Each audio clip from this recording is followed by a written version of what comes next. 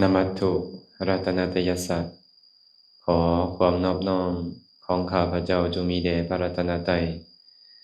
อภิวันทนาน้อมพระจอมไตรอันล้ำค่าพระพุทธผู้โลกตั้งเป็นองค์แก้วหน่วยปฐมอภิวาทกราบก้มพระธรรมทรงผ่องใสเลิศวิไลงามงดดังสุรีแยงพื้นผู้เป็นพื้นหน้าบุญล้นพระสังโฆองค์เอกบรรณานบใบขมาก้มกราบกันขอถวายความเคารพครูบาอาจารย์พระสงฆ์สามเณรทุกรูปทุกองค์ขอโอกาสกล่าวธรรมะขอความสุขความเจริญจงบังเกิดมีแก่ญาติธรรมเมื่อสุขุสุขคนยาจะโกอภิโยโหติยาจังอัฏฐะมาปิโยสมาหันตังนยาจามิมาเมวิเทสนาอาหู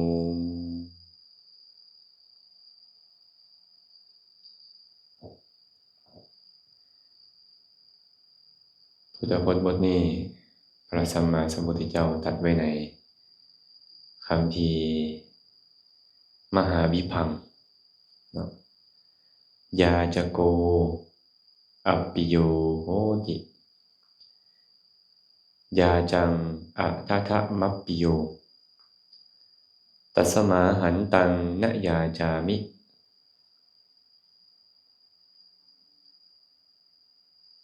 ตัสมาหันตังนยาจามิมาเม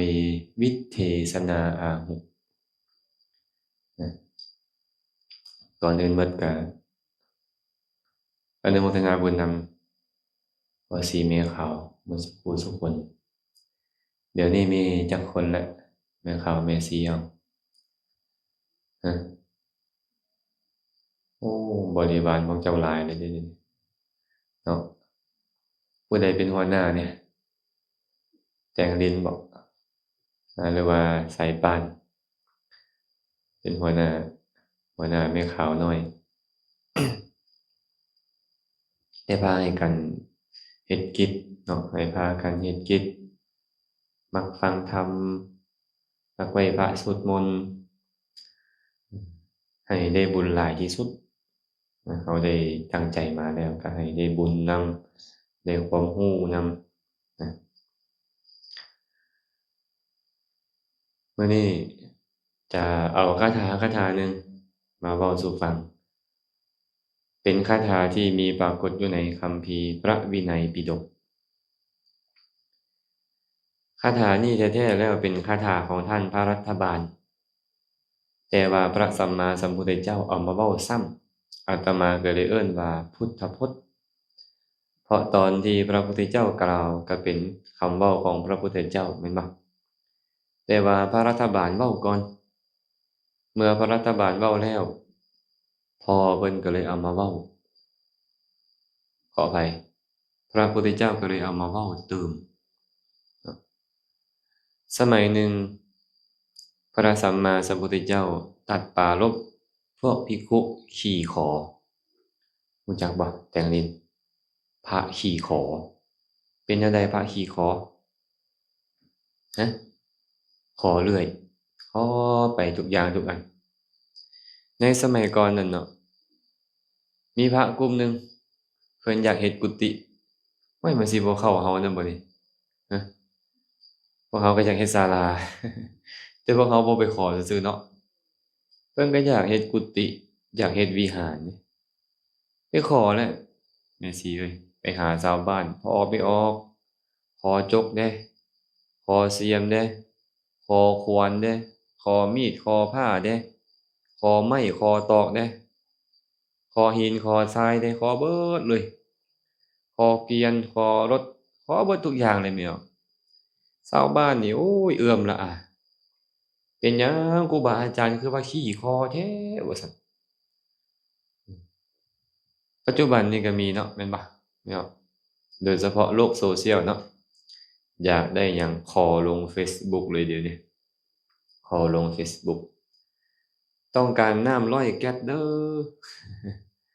ต้องการจัดงานปฏิบัติธรรมเด้อมาเป็นเจ้าภาพอาหารบานข้าวแน่เด้อแม่นบ่วัดนี้บ่มีกฐินเด้อเพิ่นว่า มาเป็นเจ้าภาพกฐินได้เด้อโอ้ยเว้าไปทุกอันทุกอย่าง มีหยังอีกแปะลงไป QR code เขาว่าQR code เออขอแท้ขอว่าครูบาอาจารย์บางเทื่อนี่ย้านมื้อก่อนนี่โยมเขาเจ้าไปรับอาจารย์อยู่สนามบินพระธาตุพนมนครพนม ไปรับอยู่สนามบินนครพนม เขาก็เลยเว้าสู่ฟังอาจารย์ มีอาจารย์องค์หนึ่งเพิ่นว่าก็อาจารย์ที่อาจารย์ก็รู้จัก เดี๋ยวก็ส่งมาขอนี่ เดี๋ยวก็ส่งมาแผ่นั่นอยู่อาจารย์ จนย้านเขาหน่อยนี่นะเพิ่นว่า โอ้ยมาอีกแล้วบัดนี้ข้อความขององค์นี้เข้าแล้ว โอ้ยบ่อยากฮอดเปิดอ่านว่าซั่นมาเขาสั่งปานนั้นบ่ได้นี่ใดอ้าวคันสมมุติแม่ขาวเฮ็ดแบบนั้นเดะเขาสิสั่งบ่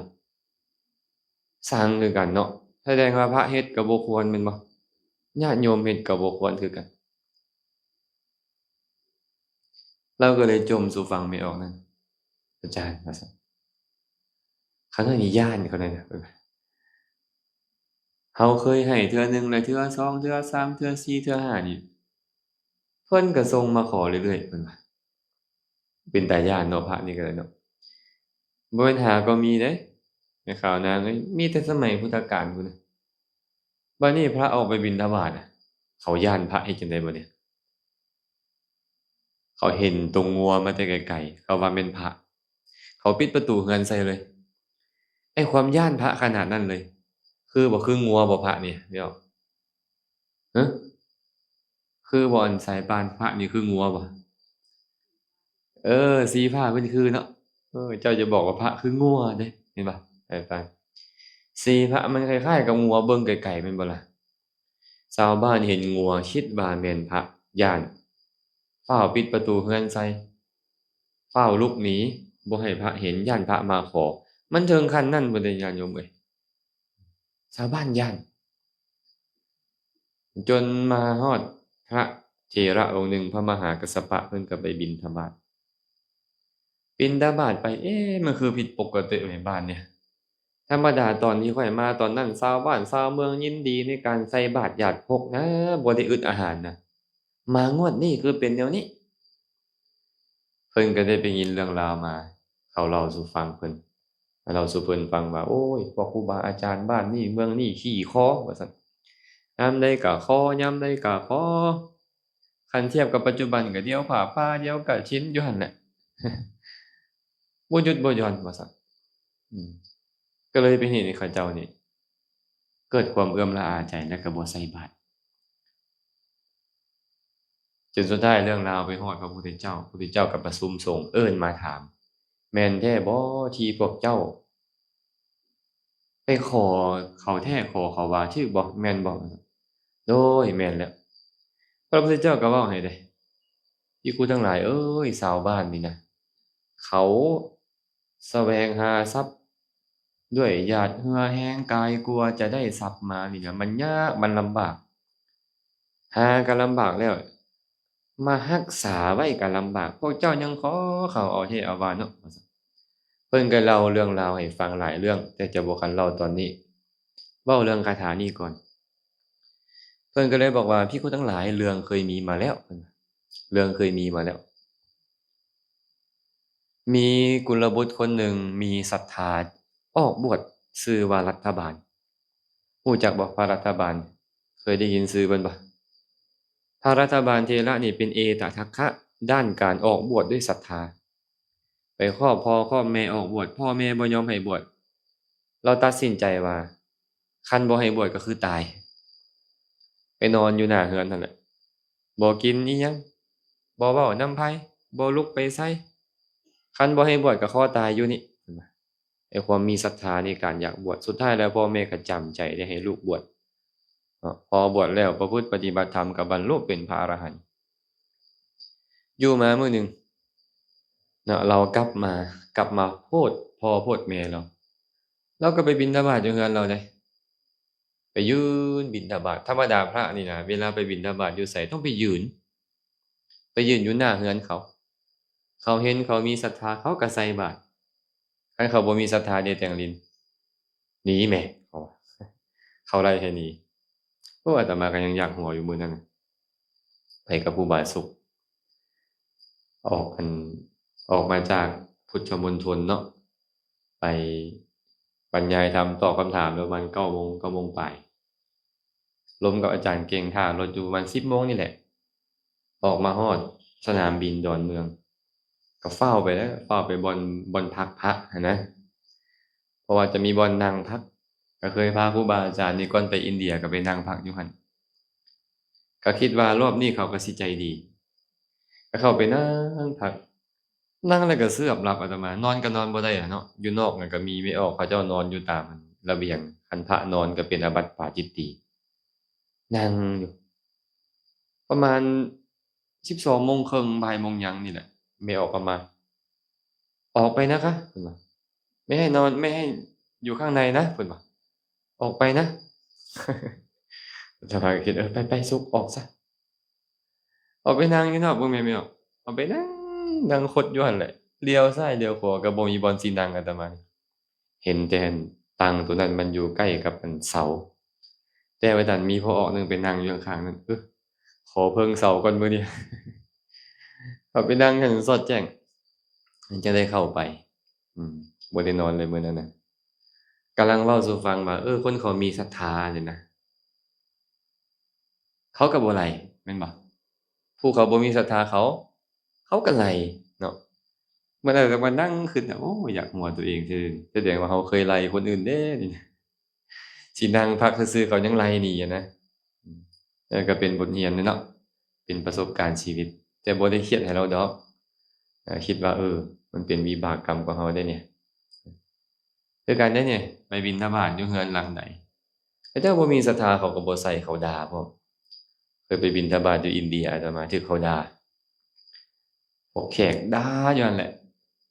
พระองค์หนึ่งสวนหนีไปพันเตไปเพิ่นว่าเขาด่าเราเลยนี่นะก็เลยบอกว่าด่าก็อย่าเขาด่าก็อย่าเขาเขามาบิณฑบาตเขาเป็นขอทานน่ะสิไปย้านเขาด่าเฮ็ดหยังอืมอันนี้คือกันเลยแม่นไปบิณฑบาตธรรมดาเขาใส่บาตรแต่บ่ใส่ครับ พระรัฐบาลคือกันกลับมากลับมาฮอดเรือนของพ่อเราก็ไปยืนอยู่หน้าเรือนของพ่อเหลียวเห็นจือลูกชายบ่ได้เอิ้นด่าพวกหัวโล้นพวกหัวโล้นนี่แหละเฮ็ดให้ลูกชายของเราต้องหนีจากเรานี่แหละว่าซั่นไปไสแล้วไปบ่ต้องมาเรือนข้อยเราว่าเราด่าเอาเลยไล่ให้หนีพระรัฐบาลได้ยินพ่อตัวเองด่าตัวเองก็ย่างหนีย่างเลียบตามกำแพงเรือนไปเรือนเราใหญ่เรือนเรากว้างเนาะเป็นเศรษฐีใหญ่ คนไส้ที่เคยเป็นแม่นมเคยเลี้ยงเรามากำลังจะเอาขนมบูดไปทิ่มข้าวต้มบูดนะข้าวต้มมัดแล้วมันไว้หลายมื้อแล้วมันบูดกำลังสิเอาไปทิ่มเอาย่างไปพอดีเห็นคนไส้จะเอาขนมทิ่มก็เอิ้นใส่น้องสาวเอิ้นมาน้องสาวเลยพระเอิ้นโยมนี่นะหากว่าสิ่งนั้นจะต้องทิ่มไปเป็นธรรมดาขอจงทิ่มลงใส่บาตรอาตมาภาพนี้เถิด แม่ออกนั่นก็เอามาเคลียร์ลงบาตรแล้วนั่นแหละเนาะจั่งใดก็สิทิ่มแล้วเดะได้บุญน้อยหนึ่งก็ยังดีสินะเห็นมือเราที่จกบาตรออกมารับอาหารจื้อได้ว่าโอ๊ยนี่มือลูกชายของเรานี่เองเราเลี้ยงมากับมือเลยผู้นี้ฟ้าวกลับไปบอกเจ้านายเพิ่นเจ้านายเพิ่นก็เลยพาผัวแล่นออกไปเบิ่งพระรัฐบาลกำลังไปนั่งอยู่กับฉันสันขนมบูดนั่นเดะคันภาษาบ้านเราล่ะขออภัยเด้อหมาบ่แดก คันเว้าให้ม่วนขึ้นมาหน่อยหนึ่งคือหมามันบ่กินล่ะไอ้ความบูดความเน่าความเสียของมันน่ะแม่นางเอ้ยอืมแต่ว่าภาครัฐบาลกินด้วยอาการเคารพฉันบ่ได้มีจิตคิดตำหนิจักหน่อยซั้นอยู่หั่นแหละพอเพิ่นมาก็ฟ้าวเข้าไปหาไปเหลียวเบิ่งบ้านลูกชายเต็มแต่ขนมบูดพ่อก็ร้ายลูกชายแล้วเนาะเจ้าบ่มีเรือนบ่มีศาลบ่รัฐบาลพ่อแม่เจ้าทุกข์ว่าเจ้าจึงมากินอาหารแบบนี้ เออแต่ความจริงเป็นจั่งซั้นบ่ทุกข์เพราะพ่อแม่เพิ่นบ่แต่เพิ่นบอกว่าจั่งใดอุบาสกอาตมาบ่มีเรือนแล้ว บ่มีพ่อบ่มีแม่แล้วบ่มีเรือนแล้วออกจากเรือนบวชเป็นบรรพชิตแล้วเมื่อกี้นี้อาตมาไปเรือนของท่านแล้วบ่ได้อิหยังเลยได้แต่คำด่ากลับมาบ่แม่นข้อยบ่ไปเด้อเรือนเจ้านี่นะข้อยไปแล้วแต่ว่าได้แต่คำด่าบ่ได้อาหารอิหยังเลยแล้วอะพ่อก็คิดออกโอ๊ยองค์ยืนอยู่หั่นเมื่อกี้นี่แหละว่าซั่นอืมคันซั้นก็นิมนต์ไปรับอาหารอยู่เรือนเด้อเพิ่นบอกว่าบ่อาตมามีอาหารแล้วฉันแล้วบ่ฉันอันอื่นอีกแล้วมื้อใหม่นิมนต์ซะฉันมื้อใหม่มาทั้งๆที่เพิ่นถือธุดงค์แต่เพิ่นก็อนุเคราะห์พ่อแม่เพิ่นอันนี้อาตมาจะบ่เล่าต่อเนาะภายหลังมาพ่อแม่นี่นะก็คงจะได้ฟังธรรมเทศนาแน่นั่นแหละก็เลยไปเว้ากับลูกชายพ่อเราไปเว้ากับลูกชายรัฐบาลเอ้ยคนอื่นบ่ได้เป็นพี่น้องพ้องปายบ่ได้รู้จักกันเลยเขาก็มาขอนำพ่อตลอดเลยพวกคนขอทานทั้งหลายนี่มาขอตลอดว่าซั่น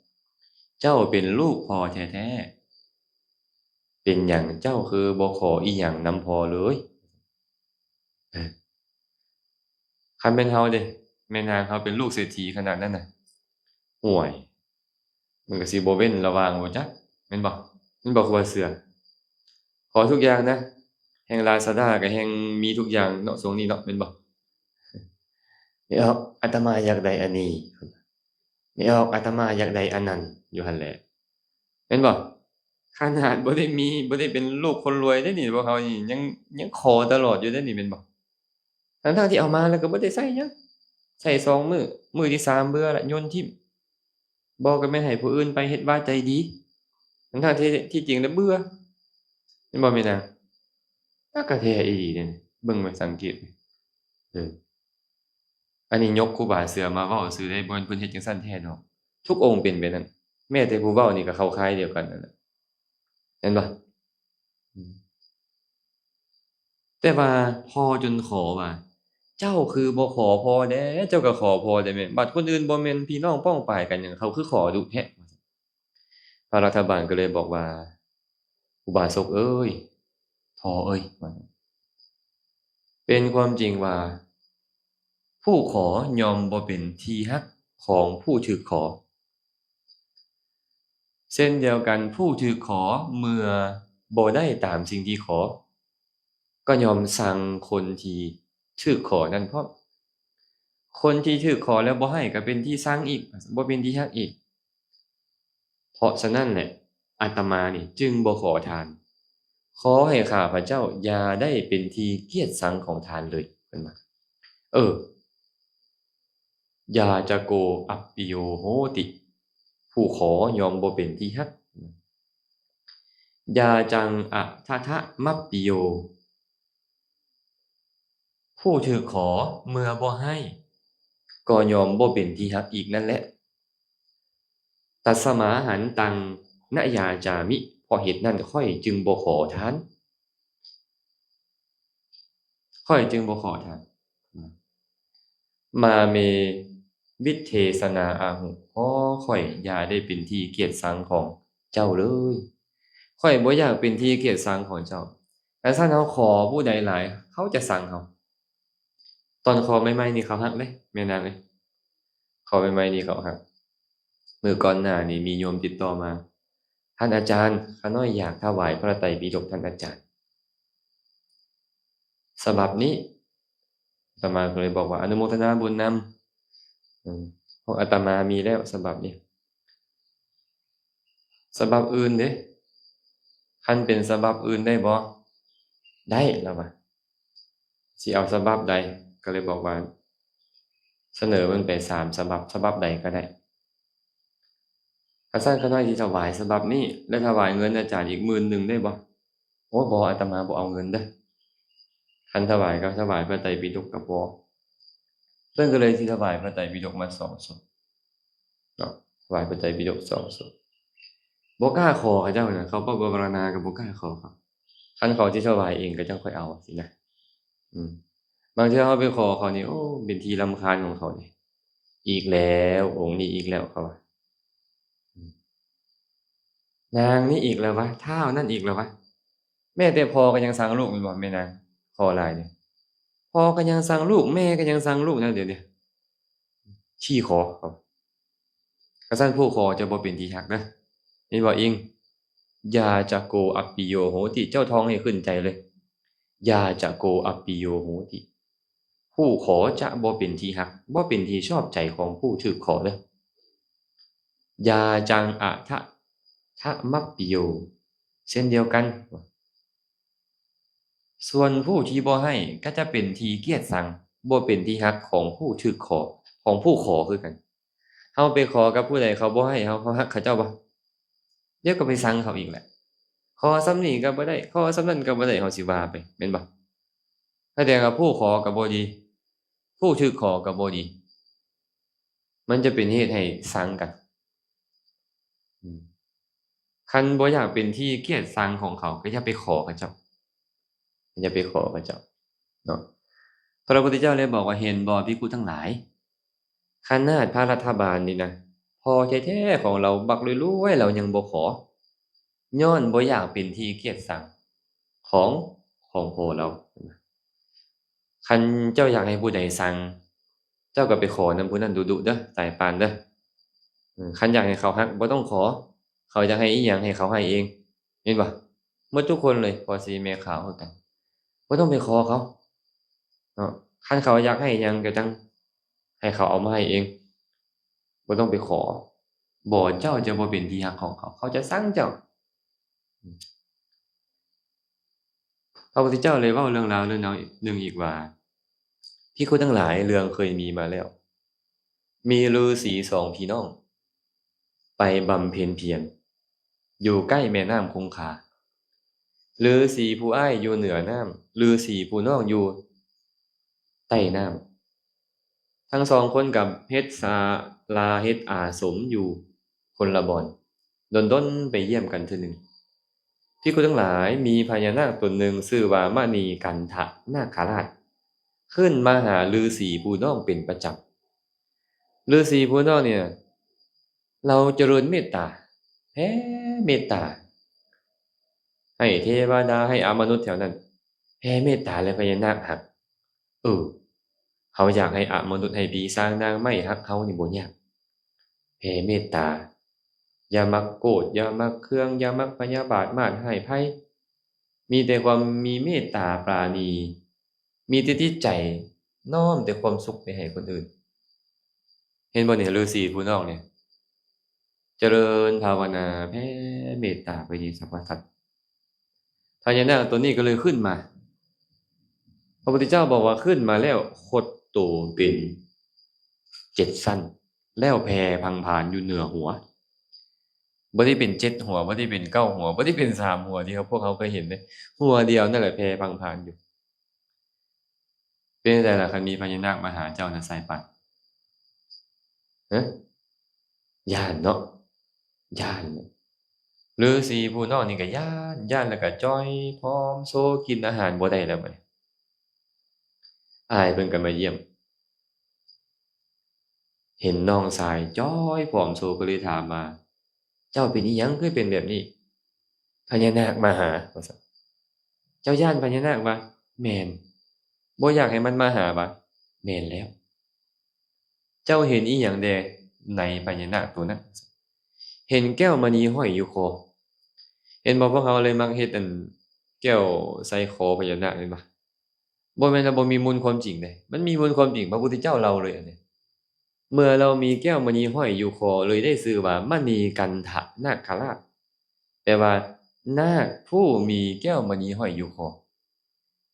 แก้วมณีของเรานี่มันสามารถบันดาลได้ทุกอย่างเลยบันดาลข้าวน้ำซ้ำปลาอิหยังได้หมดแก้วแหวนเงินทองได้หมดเลยไอ้แก้วมณีของเรานี่นะอ้ายเพิ่นก็เลยบอกว่าหากเจ้าบ่อยากให้นาคนั้นมาหาให้เจ้าขอแก้วมณีเราเด้อ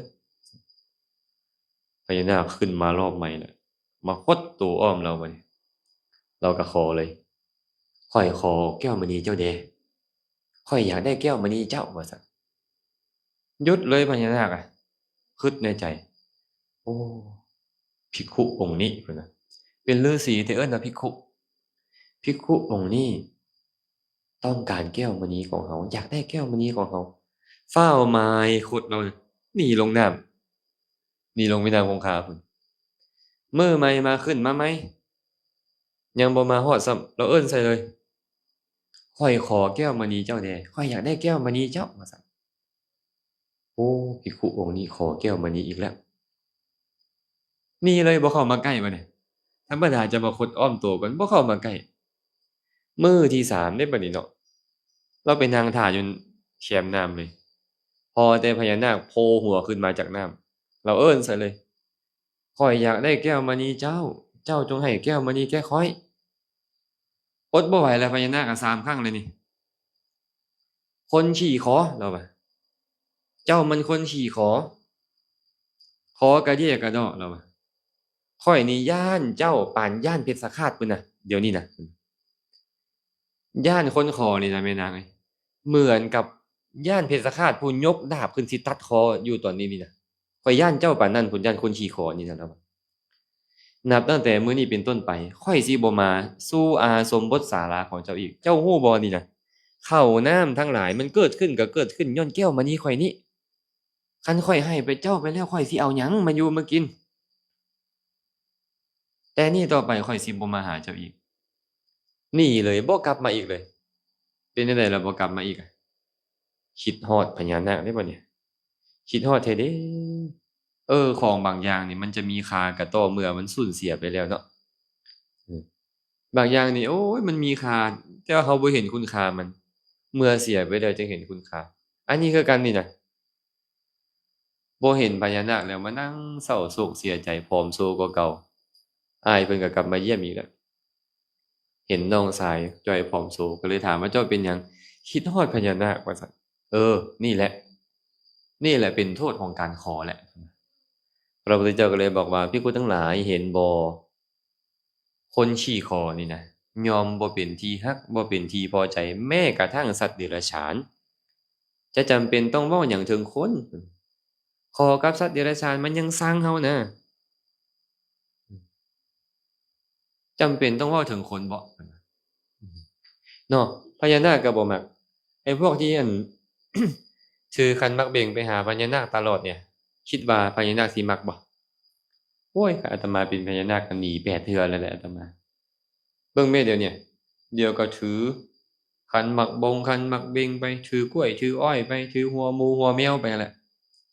ไปขออยู่หั่นแหละขอมันสิอยู่บ่พญานาคอะพอไม่ออกว่ะบ่มีทางมันหนี800,000แล้วย้อนที่ขอเป็นแบบนี้พุทธเจ้าเล่าเรื่องอื่นอีกเดะ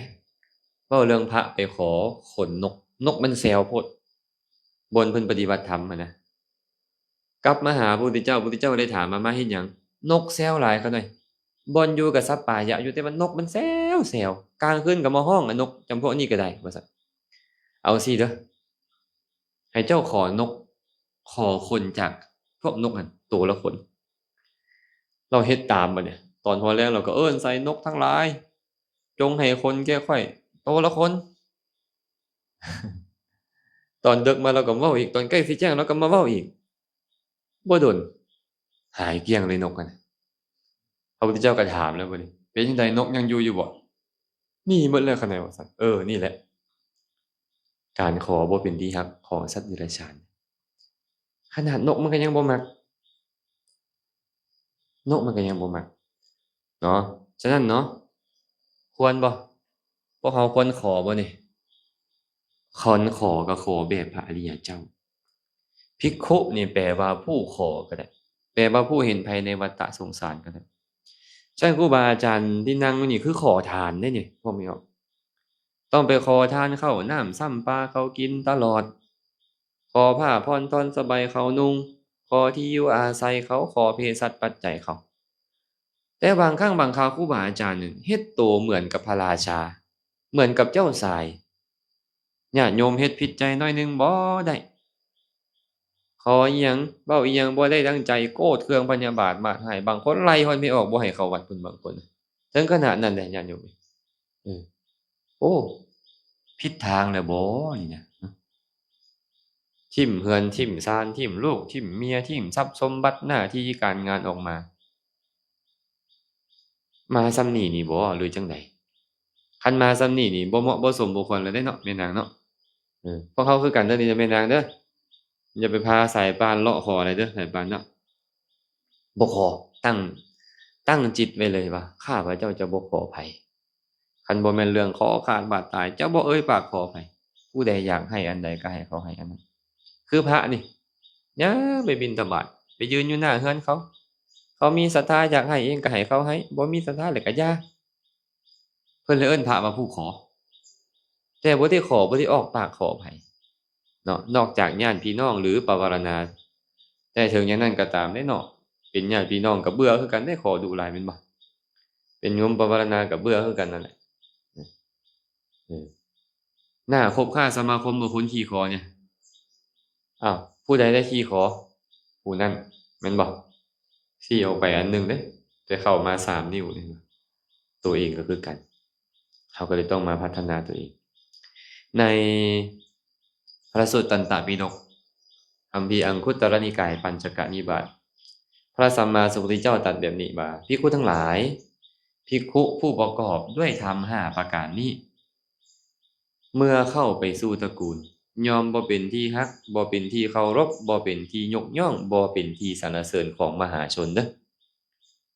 5ประการมีหยังแด1คุ้นเคยกับคนที่ตัวเองบ่คุ้นเคยไปวิสาสะกับคนที่บ่คุ้นเคยบางเทื่อบ่ได้คุ้นเคยเลยแม่นางเอ้ยไปเฮ็ดปานบ่ฮู้จักกันมาเป็น10ปีอยากได้อิหยังของเขาก็จับเอาไปโลดอยากใช้ซอยอิหยังของเขาก็ใช้ซอยโลดอยากเว้าหยังก็เว้าโลดนี่เอิ้นว่าวิสาสะกับคนที่บ่คุ้นเคยเจ้าจะบ่เป็นที่รักของไผเลยแบบเนี้ยจือเด้อแม่สีเด้อเห็นกันเทื่อแรกก็โอ้ยเฮ็ดคุ้นเคยเอาแท้เอาว่าเนี่ยวิสาสะเขาเอาแท้เอาว่าอันนี้จะบ่เป็นที่รักบ่เป็นที่เคารพยกย่องสรรเสริญของมหาชนข้อที่1นะเนาะข้อที่2เข้าไปบงการในฐานะที่ตัวเองบ่เป็นใหญ่เขาบ่ได้ไปขอให้มาช่วยมาเหลือให้มาแนะมานำเลยพอไปฮอดเรือนเขาเจ้าเฮ็ดแบบนี้เด้เจ้าเฮ็ดแบบนั้นได้เอาอันนั้นถวายองค์นี้เอาอันนี้ถวายองค์นั้นได้ให้นั่งบนนี้ยืนบนนั้นได้มันบ่แม่นฐานะของตัวเองเขาบ่ได้เสื้อเชิญเจ้าให้มาเป็นแบบนั้นเฮ็ดแบบนั้นเนาะเพิ่นเลยบอกว่าเข้าไปบงการในที่ตนเองบ่เป็นใหญ่คันเขาเชิญแม่สีเอ้ยแม่นางเอ้ยมาแนะมานำเด้อมาชวนเฮ็ดบุญเด้ออันนี้ก็ยังคล้ายแม่นบ่เขาเสื้อเชิญน่ะอือหรือว่าเฮ็ดจั่งใดน้อแม่นางเฮ็ดจั่งใดน้อแม่สีจังสิเหมาะที่สมที่ควรกับครูบาอาจารย์วัดเฮาอันนี้ก็พอที่จะแนะนำบอกกล่าวได้บ่แม่นเข้าไปแล้วเจ้าต้องเฮ็ดแบบนี้เด้เจ้าต้องเฮ็ดแบบนั้นเด้บางเทื่อเขาก็สิแถมหน้าเด้มาแต่ไสวะแม่ตู้นี่เขาว่าคือว่าเป็นแบบนี้เอออันนี้ต้องระวังเด้อนี่เด้อนี่ข้อที่2เลยไปบงการในฐานะที่ตัวเองบ่เป็นใหญ่บ่แม่นลูกบ่แม่นหลานเนาะบ่แม่นพี่บ่แม่นน้องบ่แม่นคนที่เขาขอให้เฮ็ดซอย3บัดนี้ไปคบหากับคนที่เขาสั่งกับศัตรูของเขาสมมุติว่าโยมคนนี้นี่นะไปสั่งอีกคนหนึ่งเขาแล้วไปคบค้าสมาคมกับคนที่เขาสั่งหั่นจะเป็นที่รักที่พอใจของเขาบ่บ่เขาสั่งนำเขาสั่งพร้อมคันเขาบ่มักไผเขาสั่งผู้ใดเจ้าแล้วไปคบค้าสมาคมกับผู้นั้นเขาก็จะสั่งเจ้านำ ก็เลยบอกว่าไปคบค้าสมาคมกับคนที่เป็นศัตรูของเขาอันนี้ข้อที่3ข้อที่4บัดเนี่ยไปเว้าซึมเว้ากระซิบใกล้ๆหูเฮ็ดอิหยังหั้นน่ะ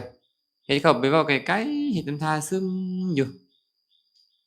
จะบ่เป็นที่รักบ่เป็นที่เคารพยกย่องสรรเสริญของมหาชนบ่เป็นที่เคารพยกย่องสรรเสริญของข้าเจ้าดอกเฮ็ดอิหยังเปิดเผยเว้าง่ายๆคือเฮ็ดอิหยังเปิดเผยอืมบ่แม่นจะไปซึมบ่ดีแบบนั้นเนาะข้อสุดท้ายนี่ล่ะขอหลายเกินไปข อเอาแท้เอาว่าอันนี้ก็ขออันนั้นก็ขออันนี้ก็แม่ข่าวอยากได้อันนี้ก็พ่อข่าวอยากได้อยู่บ่ได้เด้นี่เด้นี่บ่สายปานอยากได้ก็อดเอาบ่จำเป็นต้องได้ดอกความสุขบางเทื่อบ่จำเป็นต้องมีสิ่งที่ได้นั่นดอกแม่นบ่อืมมักบ่ให้เขาสั่งเนี่ยบ่มักคันซั้นก็รักษาเขารักษาเขานำรักษาเรานำรักษาเขาแนวใดล่ะรักษากุศลเขาให้เขาบ่โกรธเคืองบ่ชังเราเห็นบ่ก็ชื่อว่ารักษาเราบ่ให้ความโลภมันออกมาจนเกินไปมันแสดงเกินไปพระพุทธเจ้าก็เลยบอกว่านี่แหละภิกขุทั้งหลายบุคคลผู้ประกอบด้วยธรรม5ประการนี้นะเข้าไปสู่ตระกูลย่อมบ่เป็นที่เคารพยกย่องสรรเสริญของมหาชนได้ของตระกูลนั้นๆได้จือเด้ออหยังกันอย่างที่หนึ่งวิสาสะในคนที่บ่คุ้นเคยเข้าไปบงการในฐานะที่ตัวเองบ่เป็นใหญ่คบคนที่เขาสั่งที่เป็นศัตรูเขาเข้าไปซึมไปกระซิบใกล้ๆหูและขอหลายจนเกินไปขอแล้วขออีกขอแล้วขออีกบ่เป็นที่เคารพยกย่องสรรเสริญของมหาชนได้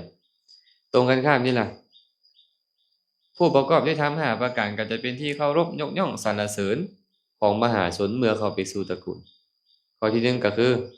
บ่วิสาสะกับคนบ่คุ้นเคย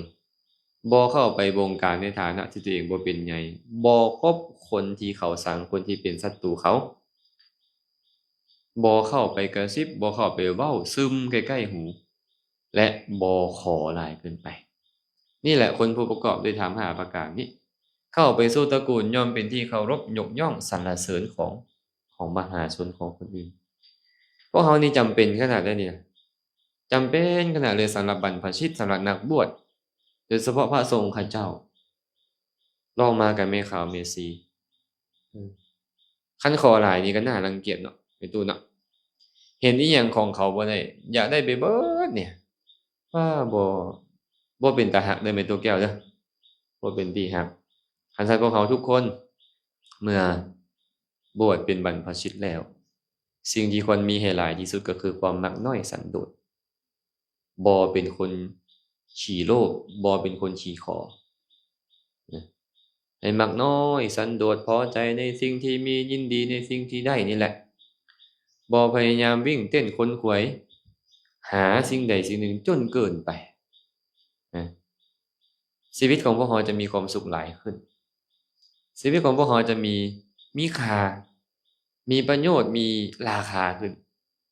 เขาเหลียวเห็นเขาโอ้ยเบิ่งแหมสายป่านนั้นนะทั้งๆที่เราบ่มีอิหยังเลยเดะแต่เราก็บ่ขอไผเบิ่งแม่นางแต่งลีนน่ะเป็นตารักเดะบ่ค่อยขอผู้นี้ผู้นั้นเดะเออโอ้ยไปเบิ่งแม่ขาวอลันโนู้นน่ะขี้คอแท้ๆคันสมมุติเขาเว้าจั่งซี้ขึ้นมาเป็นจั่งใดล่ะโอ้เนาะก็บ่คักแม่นบ่ล่ะจั่งซั้นเด้อก็ฝากไว้ทุกคนอันนี้เว้าแม่ขาวซื่อๆเดะอันตัวเองนี่ก็บ่ง่ายเดะนี่ผู้อยู่ทางหลังตัวเองนี่คือกันเดะขอหลายเขาก็บ่เป็นที่รักของเขาเขาก็ซังเอาเนาะเอาละเนาะมื้อนี้ก็คงจะบ่ได้เว้าอิหยังหลงหลายไผมากอนุโมทนาบุญนำญาติโยมแม่ชีพวกเขาที่เสียสละเวลามาร่วมกันหุงหาข้าวปลาอาหารถวายแก่พระเจ้าประสงค์บุญใดกุศลใดที่เกิดขึ้นในจิตใจของทุกคนทุกท่านอาจารย์ก็ขออนุโมทนาสาธุการนำอาจารย์เองได้เฮ็ดบุญกุศลอันใดที่ผ่านมาก็ขอให้ทุกคนทุกท่านจงมีส่วนร่วมในบุญทั้งหลายเหล่านั้นนำขอให้บุญทั้งหมดจงเป็นปัจจัยอำนวยอวยไสให้ทุกคนทุกท่านจงได้ประสบพบเจอแต่ความสุขปราศจากทุกข์ทั้งปวงปรารถนาสิ่งหนึ่งประการใดบ่ว่าจะเป็นมนุษย์สมบัติสวรรค์สมบัติหรือนิพพานสมบัติก็ตามก็ขอให้ความปรารถนาของทุกคนทุกท่านจงสำเร็จโดยทั่วกันเทอญ